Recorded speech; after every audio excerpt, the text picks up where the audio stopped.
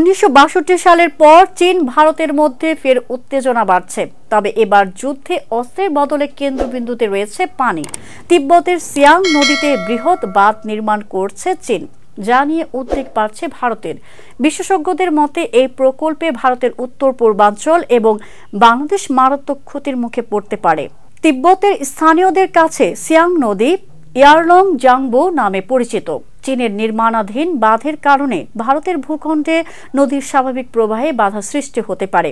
গবেষকরা সতর্ক করেছেন, এতে ভারত ও বাংলাদেশের কৃষি পরিবেশ এবং পানি সরবরাহ ব্যবস্থায় ব্যাপক প্রভাব পড়তে পারে। ভারতও এর পাল্টা পদক্ষেপ হিসেবে সিয়াং নদীতে নিজস্ব বাঁধ নির্মাণের পরিকল্পনা করেছে। মোদী প্রশাসনের এই সিদ্ধান্ত পরিস্থিতিকে আরও জটিল করে তুলেছে। গবেষক বি.আর. বিপক বলেন, চীন যখনই নদীর উপর বাঁধ নির্মাণ করে তা প্রতিবেশী দেশগুলোর জন্য উদ্বেগের কারণ হয়ে দাঁড়ায়। এখন ভারতও একই পথে হাঁটছে। পানি নিয়ে এই প্রতিযোগিতায় সবচেয়ে বেশি ক্ষতির শিকার হবে বাংলাদেশ।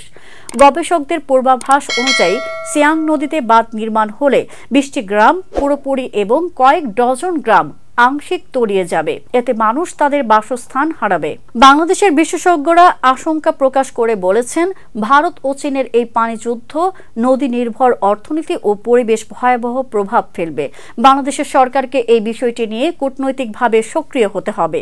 বিশেষজ্ঞরা বলছেন, চীন ও ভারত উভয়ের উচিত আলোচনার মাধ্যমে এই সমস্যার সমাধান খোঁজা।